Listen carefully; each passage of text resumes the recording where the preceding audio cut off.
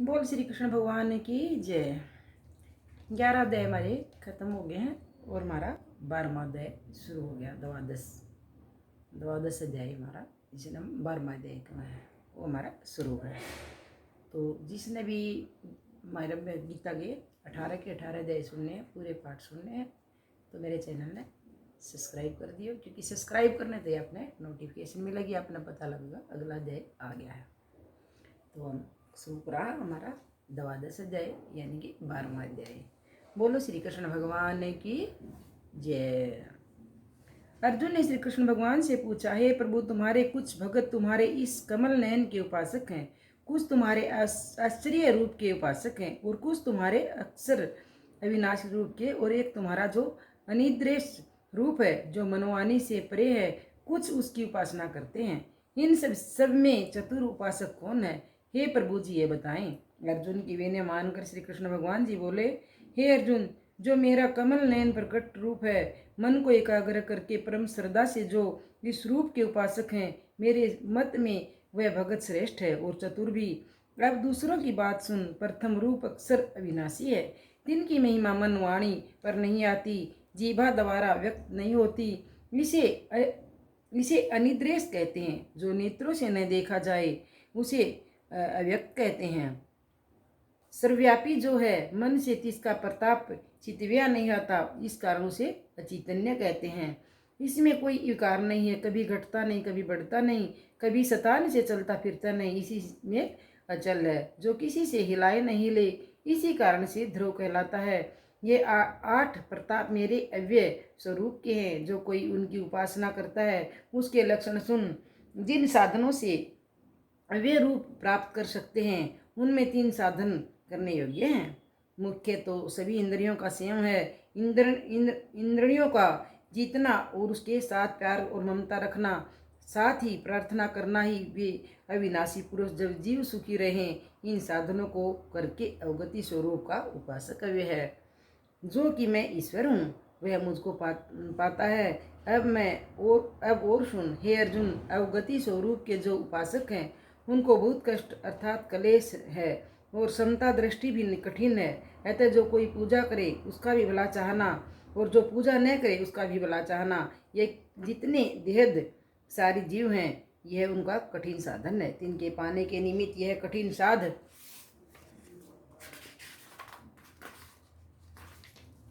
ना क्या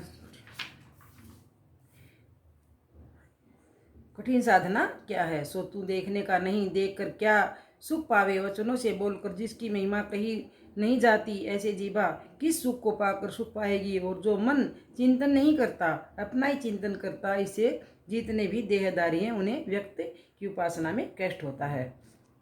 हे अर्जुन, मेरे कमल नयन के जो उपासक हैं, अब उनकी बात सुन। मैं जो देवकी नंदन यशोदा नंद परम सुंदर आनंद का समुद्र हूँ, जो मेरे इस रूप से उपासक हैं, मेरी शरण में आए हैं, इनके सभी कर्म मुझे समर्पित हैं। जैसे उनका यह कहना है, हे भगवान, मैं तेरा दास हूँ। हर्ष में मुझको समर्पण कर मेरा शीत प्रसाद जानकर खाते हैं, हर्ष में मेरा ही ध्यान, मेरा ही स्मरण करते हैं कि हे गोविंद जी, विष्णु पद गाना, मेरा भजन कीर्तन करना। जो इस प्रकार आनंदित होकर मेरा भजन, मेरी उपासना करते हैं, उनके साथ मैं कैसा हूँ ये सुन। संसार जो दुख रूप जन्म मरण का घर है, उसमें मैं उद्धार करता हूँ, तत्काल ही मुकुट करता हूँ।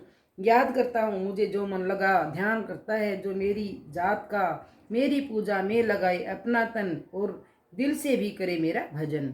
कर पकड़ कर उसको कर देता हूँ पार, डूबता हो जो समुद्र के मंझदार, फिर नहीं आएगा वह संसार में, लीन हो जाएगा मेरे दीदार में। जो मुझे मन में चेता रखता है, मेरा हमेशा मुझे याद करता है, तो मैं उसको समुद्र के बवर, जो बीच बवर में फंस रहा हूँ, उसको भी हाथ पकड़ के मैं बाहर निकाल लेता हूँ, और उसको जन्म मरण के बंधन से छुटकारा मिल जाता है, क्योंकि मुझमें लीन हो जाता है, दोबारा उसका जन्म नहीं होता। श्री कृष्ण भगवान बोले अर्जुन से। बोलो श्री कृष्ण भगवान ने की जय। जिन पुरुषों ने मेरे मन में का निश्चल चेता रखा है, हे अर्जुन, मेरे उपासक जो सेवक हैं, उनके लिए यही साधना करने योग्य है। पहले तो मन को एकाग्र करके मुझ में लगाना और बुद्धि भी मुझ में ही लगाना, ये दोनों साधना मेरे भक्तों को करने योग्य हैं। इसे मुझे प्रसन्न करने का कोई साधन नहीं है। मेरे भक्तों को इसके अतिरिक्त कुछ करना भी नहीं चाहिए। हे अर्जुन, तू केवल मन को एकाग्र करके मेरा स्मरण कर, इसके अतिरिक्त तुझे कुछ नहीं करना। यदि मेरे अतिरिक्त तेरा मन किसी दूसरी ओर भटके तो उसे बुद्धि के द्वारा रोक और मेरे में निश्चल कर। इसका नाम अभ्यास है।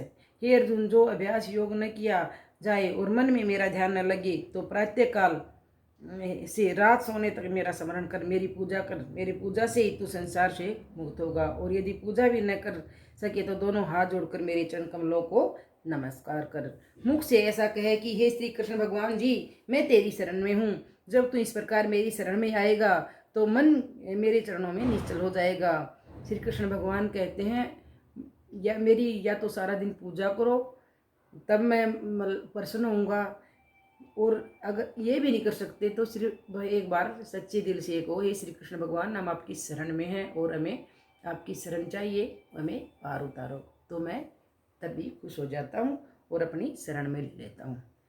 जब तू इस प्रकार मेरी शरण में आएगा तो मन मेरे चरणों में निश्चल हो जाएगा। हे अर्जुन, मन का निश्चल चेता मेरे में रख। यह मार्ग बहुत कल्याण का है, इसे अभ्यास योग कहते हैं। इस अभ्यास से ज्ञान श्रेष्ठ है। कैसा ज्ञान? मेरी महिमा का कहना है और सुनना है, और इस ज्ञान से श्रेष्ठ है ध्यान लगाकर मुझ में जुड़ना। जब मेरे ध्यान के साथ जुड़ता है तो सभी कर्मों के फल त्यागे जाते हैं, क्योंकि जो मेरा भगत होता है वह सत्स्वरूप, और जो कोई मेरा भगत सत्यपद हो पाता है उसके लक्षण सुन। किसी का बुरा न चाहने वाला, सबका मित्र बनकर रहने वाला, वह अहंकार ममता से रहित होकर कहे कि न कुछ मेरा है और न मैं कुछ हूँ, सब परमेश्वर का है। जो दुख सुख में एक सा रहे, अक्षमावंत सदा संतुष्ट रहे, प्रसन्न निरंतर मेरे साथ जुड़ा हुआ, संसार के विषयों में आत्मा में जीत रखे, मेरा साथ दृढ़ निश्चल चेता रखे, बुद्धि को भी मुझ में दृढ़ रखे। मेरे जो भगत इस प्रकार का मेरा भजन करते हैं वे मुझे प्रिय हैं।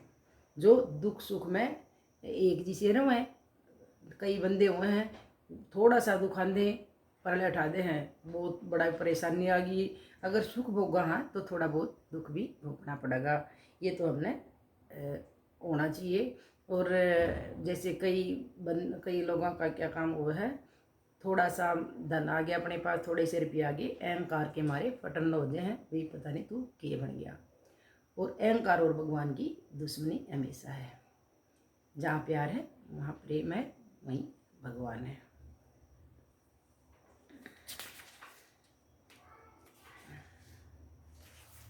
वो एक भगवान को पा लेते हैं जिनके अंदर प्रेम प्यार की भावना है।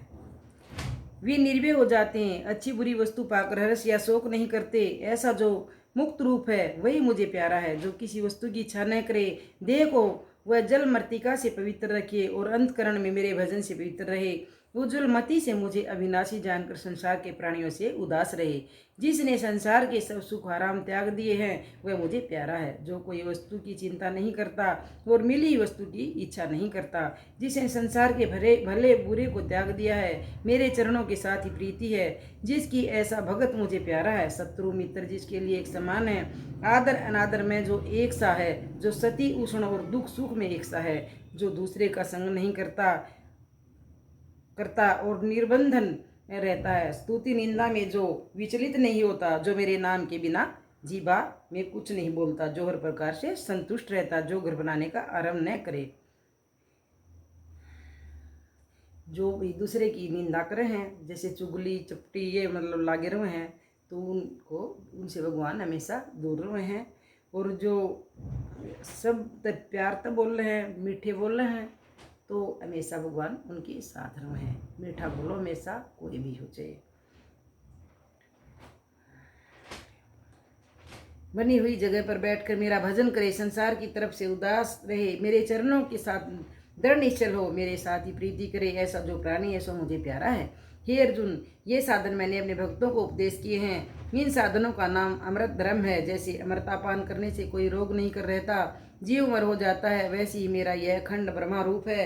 ऐसे ही अमृत रूपी साधन मैंने अपने भक्तों को यथार्थ कहे हैं। श्रद्धा से जो भजे मम सुने, जो उपदेश धर्म अमृत का पान करे, यह प्रिय भगत नरेश, जो परम श्रद्धा से इन धर्मों की उपासना करता है वह भगत मुझे अति प्रिय है। जो ये सब काम कर रहे हैं, और जो चर्चा चुगली जो उल्टे सीधे काम है इन दूर है वो भगत सबते प्रिय श्री कृष्ण भगवान ने अर्जुन से कहा। और 12वें अध्याय समाप्त, हमारा 12वें अध्याय खत्म हो चुका है। और जो ये सब हम गीता के पाठ पढ़ रहे हैं, जो गीता ज्ञान श्री कृष्ण भगवान अर्जुन को दे रहे थे, जो गीता को उपदेश दिया था, तो वो संजय सब उसको बताते जा रहे थे भी युद्ध क्या हो रहा है कुरुक्षेत्र में और युद्ध क्या हो रहा है, क्योंकि उन्हें वरदान मिल गया था दिव्य नेत्रा देखने का। बोलो श्री कृष्ण भगवान की जय। तो 12वें अध्याय का हमारा महत्व रह गया, उसको कराएंगे हम। बोलो श्री कृष्ण भगवान की जय। श्री कृष्ण भगवान बोले, हे लक्ष्मी, अब 12वें अध्याय का महत्व सुन। दक्षिण देश में सुखानंद नाम का एक राजा रहता था, जिसके नगर में उतंग नाम का लंपट रहता था। एक गणिका से उसकी प्रीति थी। वह दोनों एक देवी के मंदिर में जाके मंदिरापान करते थे। एक गणिका था, उसकी दोस्ती थी, जाके मंदिरापान किया करते थे, मांस खाते और भोग भोगते थे। जो कोई कुछ पूछे कि तुम क्या करते हो, तो कहते तुम यहाँ वैसे ही रहते हैं, देवी की सेवा करते हैं, इस प्रकार झूठ कह देते थे। वो सारे उल्टे सीधे काम करा कर दे, और कोई भी उनसे पूछता भाई तुम दोनों यहाँ क्या कर रहे हो, तो झूठ बोल देते थे, हम तो यहाँ देवी की सेवा कर रहे हैं और देवी की पूजा कर रहे हैं। झूठ सबसे बड़ा पाप है। कही है ना, साच बराबर तप नहीं, झूठ बराबर पाप, जाके हृदय साच है ताकि हृदय आप। जिसके हृदय में सच है, भगवान हमेशा उसके साथ है, उसके दिल में वास कर रहे हैं। और झूठ बराबर कोई भी पाप नहीं है। सबसे बड़ा झूठ के साथ हम दुनिया का कोई भी गलत काम कर सकते हैं। अगर हमारे साथ सच है तो हम कोई भी गलत काम नहीं करेंगे। उसी मंदिर में एक ब्राह्मण देवी की सेवा करता था। एक दिन उस ब्राह्मण ने उस देवी की स्तुति करी। देवी प्रसन्न हुई, कहा वर मांग, जो मांगेगा सो दूंगी। उसने धन संतान सुख मांगा। देवी ने कहा, हे ब्राह्मण, तुझे धन संतान सुख अवश्य दूंगी, पर एक काम कर, पहले इन दोनों के उद्धार का ऐसा उपाय कर जिससे इन दोनों का उद्धार होवे। ब्राह्मण ने नमस्कार किया और अपने गुरु के पास आकर कहा, हे गुरुजी, मैंने देवी की स्तुति करी थी, देवी प्रसन्न हुई, धन संतान देती है, पर पहले इन दोनों का उद्धार होवे। तब गुरुजी ने कहा, हे ब्राह्मण, चल श्री नारायण जी से पूछते हैं। श्री नारायण जी का तप किया, तीर्थ व्रत किए, भगवान जी से प्रसन्न हुए। आकाशवाणी हुई, श्री नारायण जी गुड़ पर सवार होकर आए और पूछा, तेरी क्या कामना है। ब्रह्मा जी ने पिछली बात दोहरा दी। देवी जी की भक्ति करी थी, भगवती प्रसन्न हुई, कहा धन संतान देती हूँ, पर दोनों का उद्धार कर जिस तरह कर सके सो मैं जानता नहीं हूँ। आप क्या कृपा करके कहो, उनका उद्धार किस प्रकार हो सकता है। तब श्री नारायण जी ने कहा, हे ब्राह्मण, गीता के 12वें अध्याय का पाठ सुनाओ तो उन दोनों का उद्धार होगा। तब उस ब्राह्मण ने भगवान की स्तुति कर धन्यवाद किया। भगवान जी ने आशीर्वाद देकर कहा, तुम्हारी जय हो। तब ब्राह्मण ने देवी के मंदिर में भगवती की स्तुति करी। तब देवी प्रसन्न हुई। तब ब्राह्मण ने कहा, हे देवी जी, श्री नारायण जी ने हमें पाठ करने की आज्ञा करी है। तब देवी ने कहा, हे ब्राह्मण, तू उनको पाठ सुना जिससे उनका उद्धार होवे। तब उन दोनों गणिका और लंपट को बैठाकर गीता के 12वें अध्याय का पाठ सुनाया। सुनते ही उन दोनों की देह छूट गई, देव देही पाई और बैंकुट को चले गए, स्वर्ग को चले गए और उनके श्वास निकल गए। और देखकर देवी प्रसन्न हुई। ब्राह्मण को कहा, हे पंडित, आज से मेरा नाम वैष्णव देवी है, वैष्णव देवी हुआ। इसको सुनकर ऐसे ही अपकर्मी तर गए, इस नगर का राज्य तुझको दिया। इतना कहकर देवी अंतर्ध्यान हो गई। ब्राह्मण घर गया। उस राजा को संतान न थी। राजा ने उस ब्राह्मण को बुलाकर राज्य देकर आप विरक्त होकर तप करने को वन में गया और ब्राह्मण राज्य करने लगा। श्री नारायण जी कहते हैं, हे लक्ष्मी, यह गीता जी के 12वें अध्याय का महत्व है जो मैंने तुमसे कहा है। 12वें अध्याय का महत्व समाप्त। और बोलो श्री कृष्ण भगवान की जय। 12 अध्याय मैंने पढ़ दिए हैं, 12 अध्याय हमारे खत्म हो गए हैं। और अब हमारा बचे कितने अध्याय, 6 अध्याय। अगर आपने हमारी पूरी गीता के पाठ सुनने हैं और पूरी गीता का अगर आनंद लेना है, अगर मजा आ रहा है आपने, तो मेरे चैनल ने सब्सक्राइब कर दियो, क्योंकि सब्सक्राइब करने से आपने नोटिफिकेशन मिलेगी, आपने पता लगेगा भाई अगला अध्याय आ गया है। और अगर आपने गीता जी का पाठ बढ़िया लग रहा है तो चैनल ने सब्सक्राइब कर दियो और कमेंट करके जरूर बताइयो देवी गीता जी किसी लाग रहे हैं, हमारी श्रीमद् भगवत गीता का पाठ आपने किसा लाग रहा है। तो हमारा 12वां अध्याय समाप्त। बोलो श्री कृष्ण भगवान की जय।